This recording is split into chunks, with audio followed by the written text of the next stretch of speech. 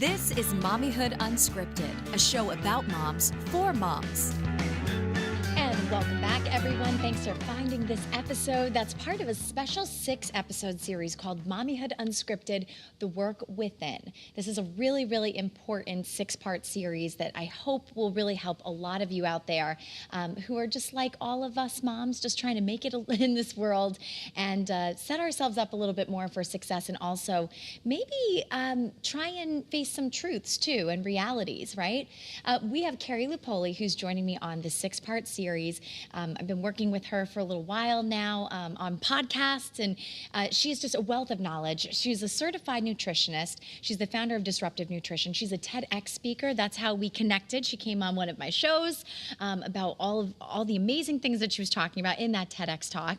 And she's also an award-winning behavior specialist and an educator in schools around the world. She's also the host of her own podcast called Disruptors, which is an Apple Top 100 Health and Wellness podcast, which supports women through the science of blood sugar stabilization and behavior change. And today, we're going to be discussing in episode number 4 of this Part 6 series, Food, Wine, and the Culture of Escape. Ooh, this is a good one, Carrie. Mm-hmm. Good one. Yeah, we do a lot of escaping. Why?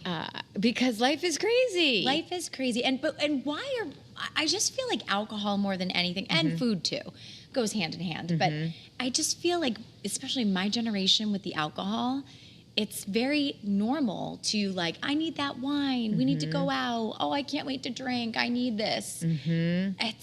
It seems like it's become more popularized and like and don't get me wrong, I love wine. Yeah, no, and I do too. I do, and this is what I always say, and I think we've talked about this in one of our very first episodes. It's why we do what we do. Yeah, right? The why behind everything matters more than the action itself.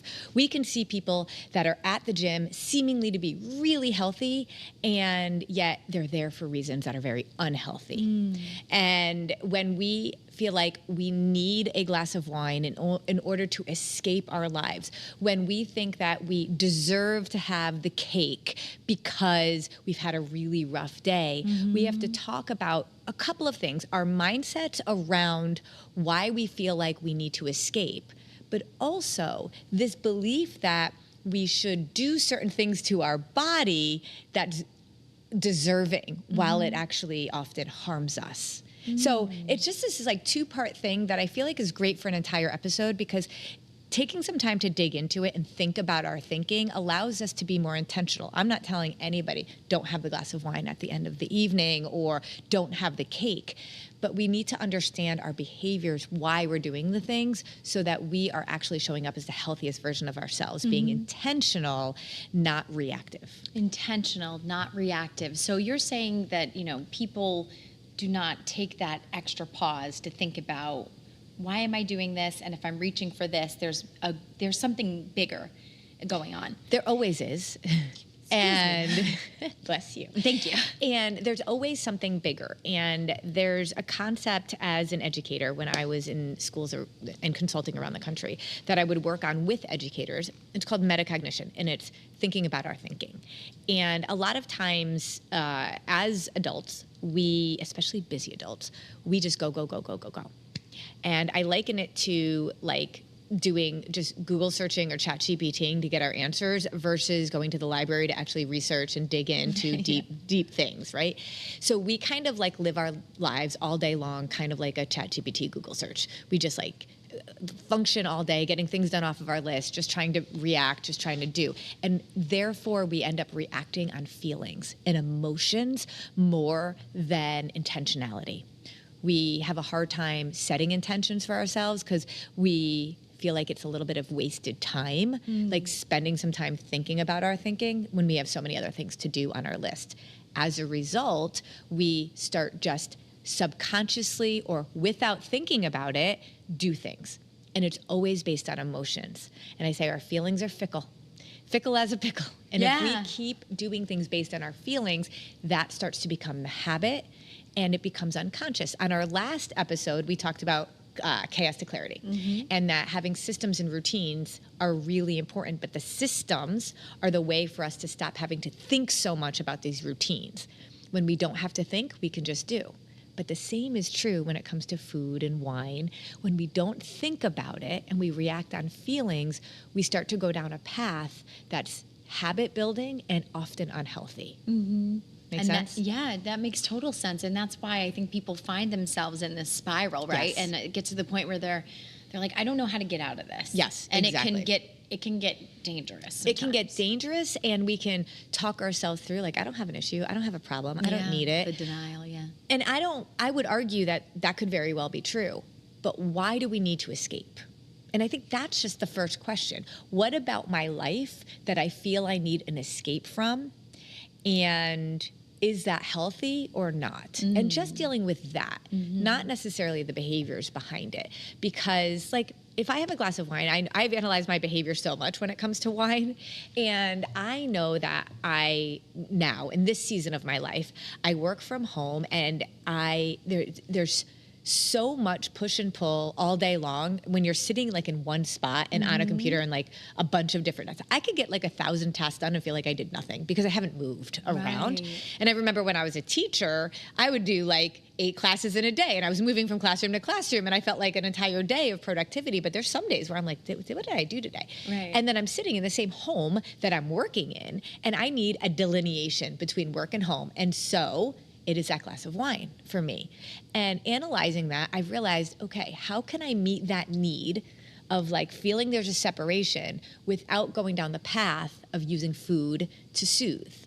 And so that's when my husband and I made some decisions, because again, we're empty nesters right now. So it's a little bit of a different situation where it's like, okay, at 5 o'clock, because that's my delineation time when I would want to pour a glass of wine, we go for a walk, we play pickleball, we, do something actually different. Yeah. So I love analyzing behaviors. Our behaviors fill one of two things. They avoid something or we're gaining something. So if we feel the need to have that glass of wine, we're either avoiding something or we're needing something. So it's gain or avoid. And if you can just start to figure that out and realize, okay, that's my need. I have a need to avoid blank. Or I really need to get blank. We do this with kids all the time. Is it like they want to get attention at in any means possible, or are they trying to avoid work, for example? We can do that with our own behaviors, and then we start to actually just look at that versus the thing that we're doing, the wine, the food, and all of that, and then try to find a replacement behavior so that the response is healthier. So in some situations when, for example, you're looking to gain a delineation between work and home, it doesn't necessarily mean that it's a bad thing in situations with food and with alcohol, right? Right. Like if I feel that need to escape, right? Like I'm with the kids all day, and by the time they go to bed, I just need that wind down time for myself. That is a need, right? So how do we meet that need in a healthy way? And again, it takes that level of intentionality. In the last episode, we also talked about morning time. And I say, without a doubt, whenever I have a client or somebody that I'm working with that feels like that things are out of control or that they have fallen off what they want to be doing for themselves, what they say they want, they're always missing out on morning time, always. And I don't think we do not need 50 minutes of morning time. 5 minutes of intentional thinking and time blocking our day allows us to really just analyze a little bit more about our behaviors. So I think alcohol and food are a slippery slope for many reasons. And if we can just look at it with a little bit of a behavioral science kind of point of view, what am I trying to gain or what am I trying to avoid with this behavior? Then we can actually work to solve that, as opposed to, okay, I just have to not have wine. Or I just have to cut out. I'm going to just do the weekends. But we're not actually getting to the root of why we're doing the wine every night. Yeah. Oh, just doing the weekends. That's one you hear a lot. Yeah, and then we like binge. Right.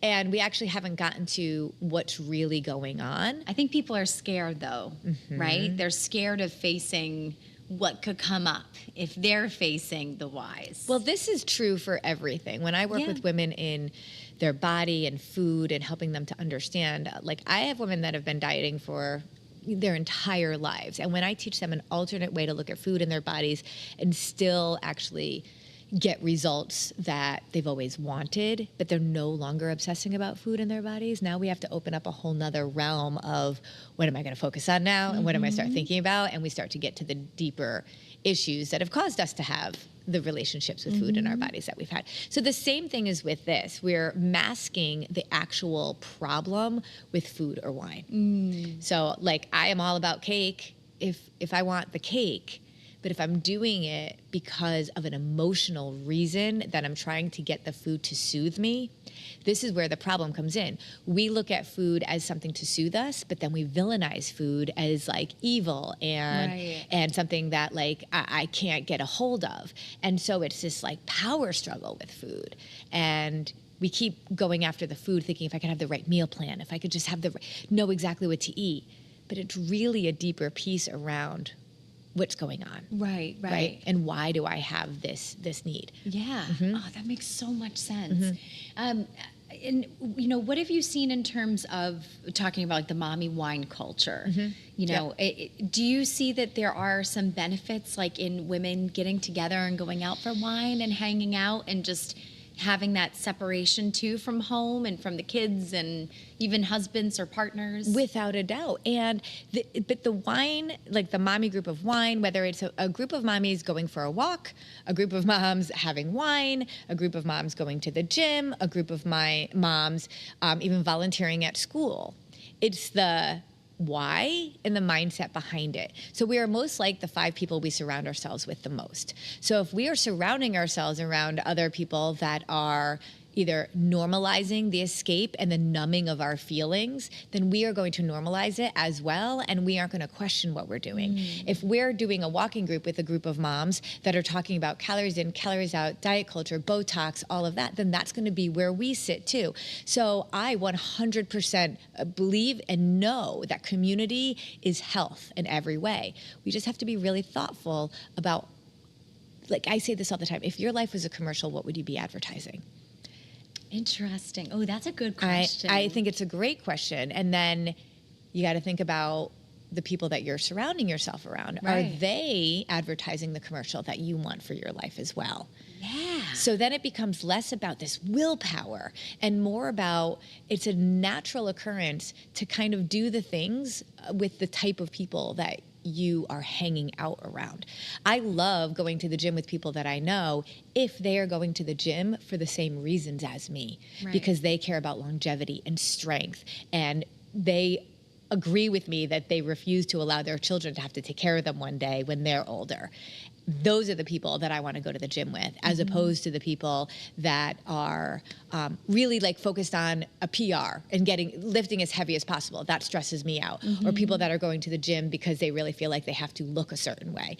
That triggers my own dieting PTSD and mindset, and I know enough to not surround myself around those kind of people.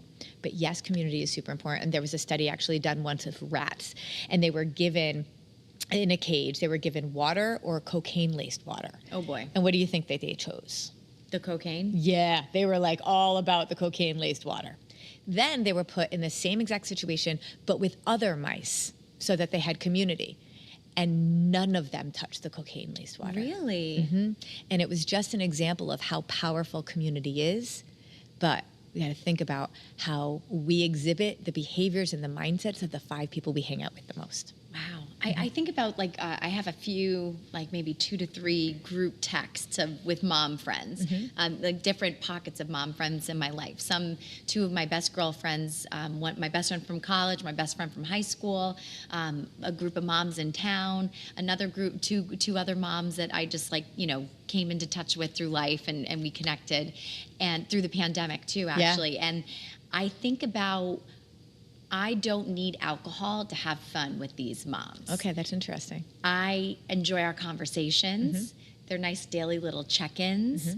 And I always feel like that with my friendships. Like, do I need something else with these friendships? Is that what it's around? Right. Because I think that there are like people in our lives that come and go, right? Yeah. So I'm thinking of college, right? That's usually a time where a lot of people are experimenting with alcohol and sometimes other things.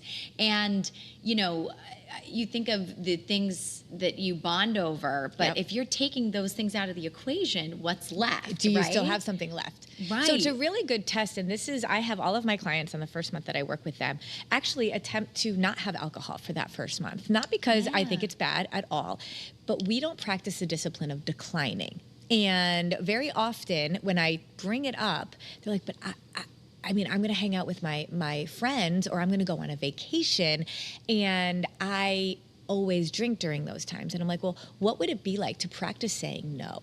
Right. Because like, if I want something on Amazon, I literally can get it the same day.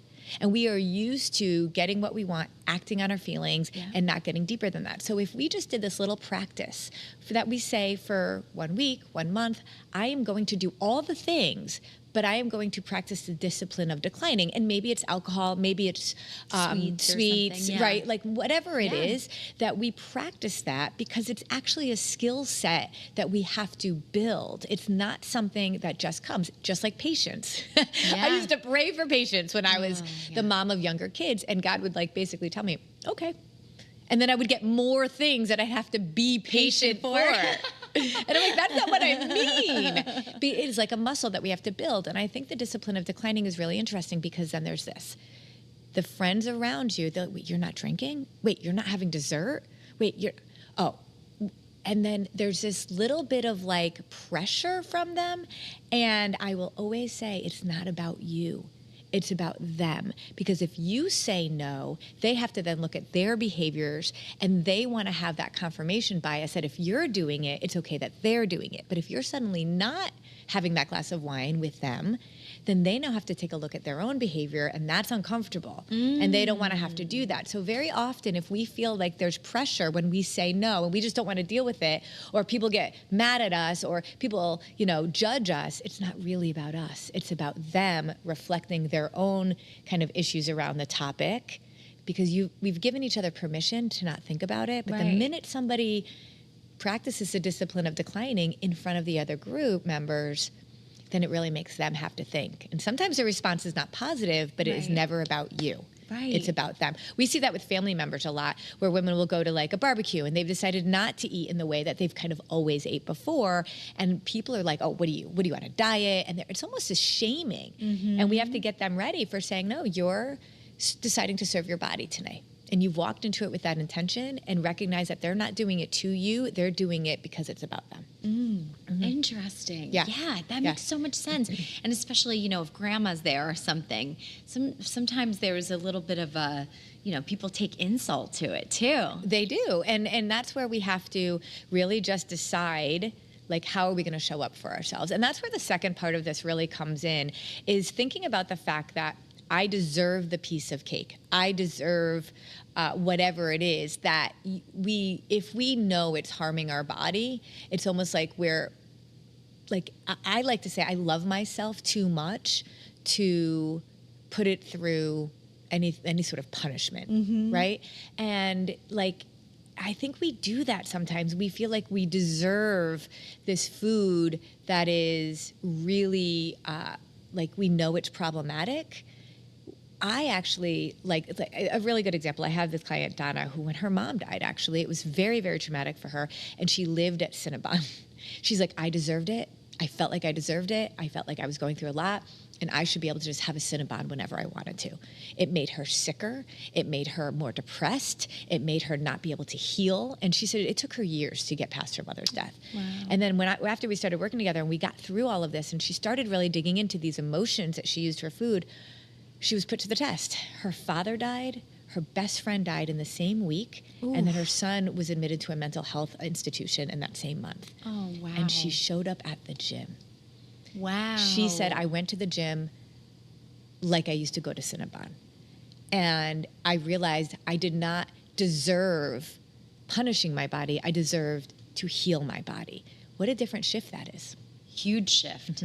So sometimes by finding something else healthier and giving it a shot, but how did she sustain that and keep it going? Well, Because it's hard sometimes the first time you show up at the gym and you don't want to be there and you don't like exercise. Exactly, and that's a lot of us. Again, it's the why. What do we want and why do we want it? If we're just going after a vanity metrics, if we're going after a weight and number on a scale, that will wear off. That motivation will wean.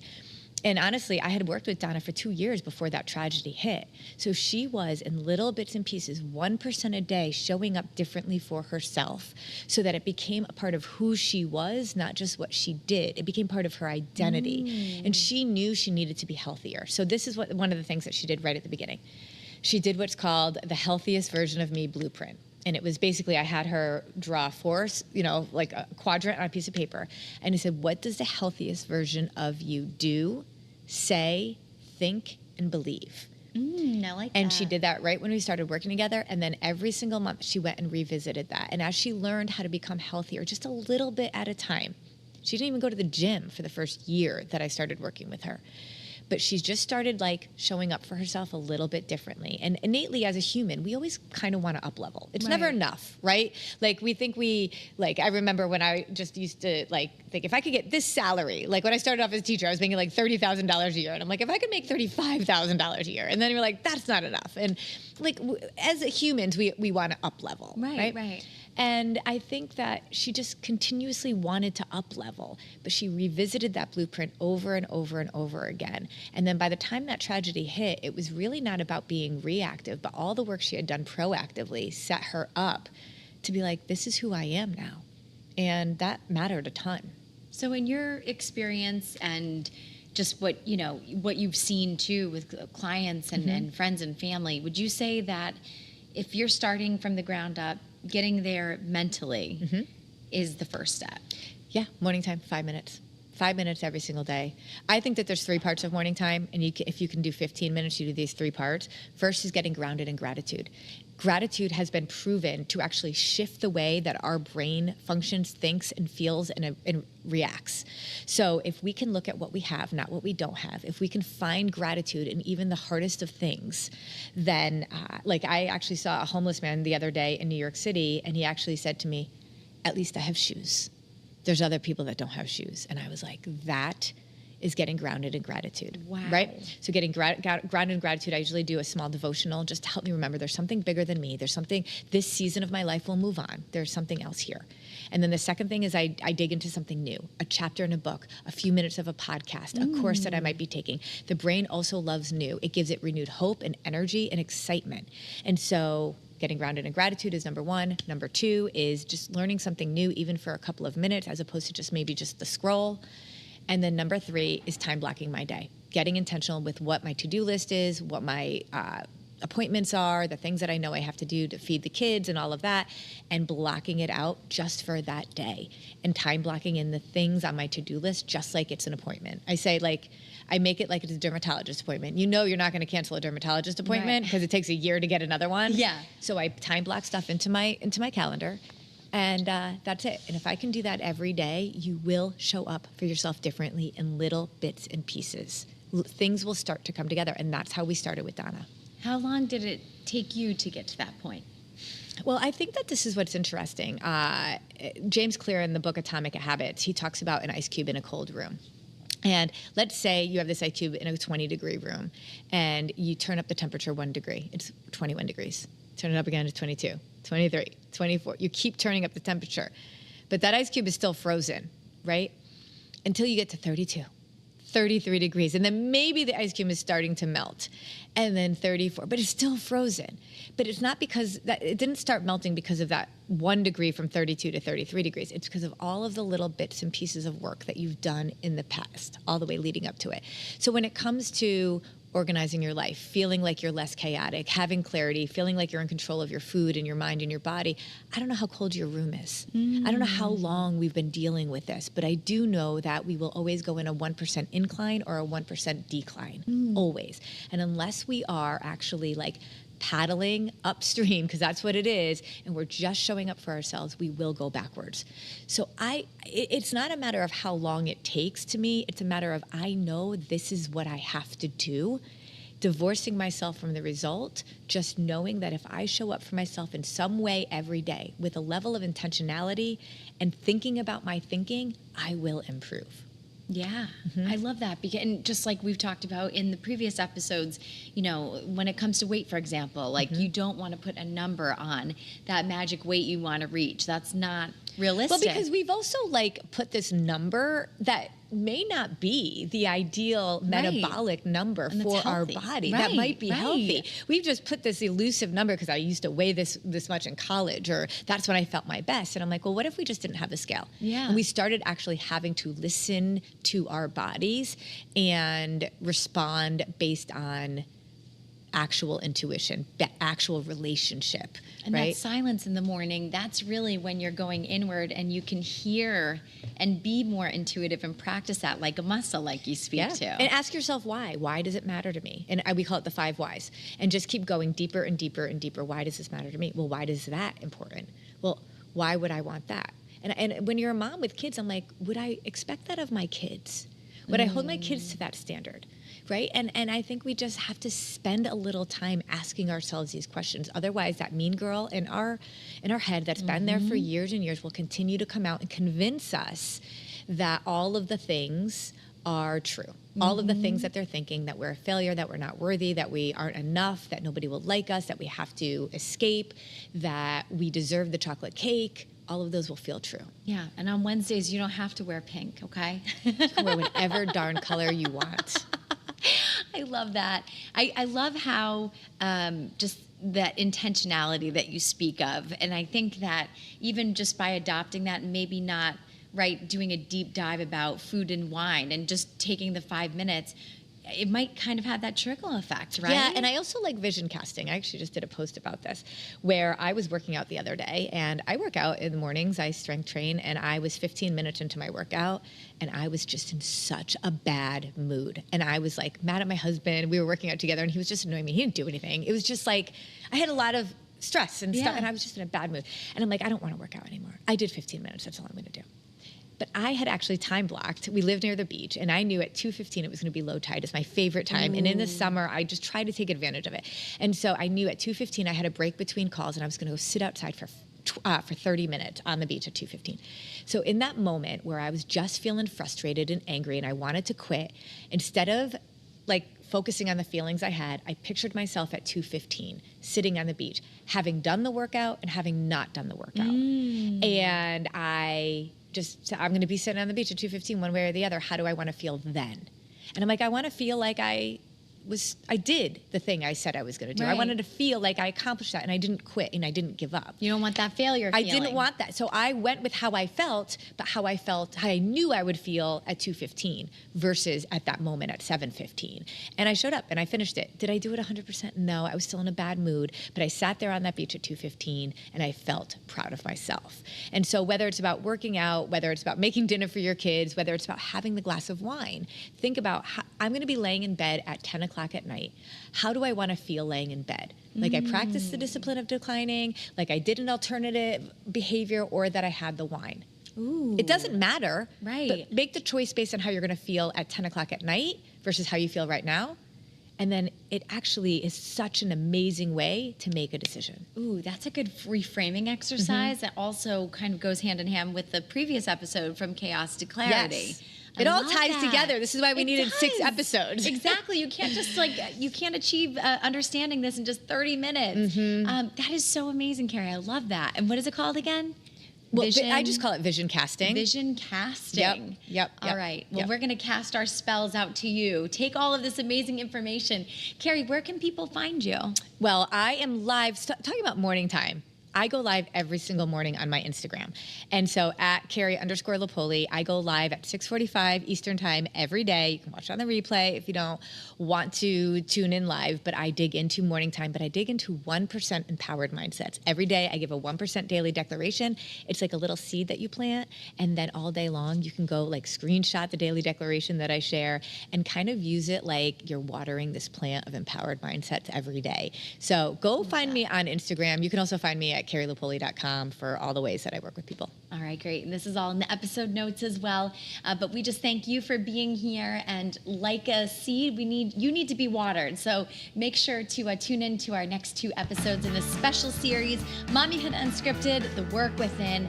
And if you like what you heard, there's another place you can go for these conversations. Mommyhood Unscripted is available in podcast form, so you can take these conversations with you wherever you go, including the 6-part series. You can even share it with your friends, too. It's available on Apple Podcasts, Spotify, and wherever else you get your podcasts. All you have to do is just search Mommyhood Unscripted, so make sure to subscribe today. And thank you so much, Carrie. This is such a great conversation. We're going to continue it with episodes 5 and 6, so make sure to look for that. Let's go.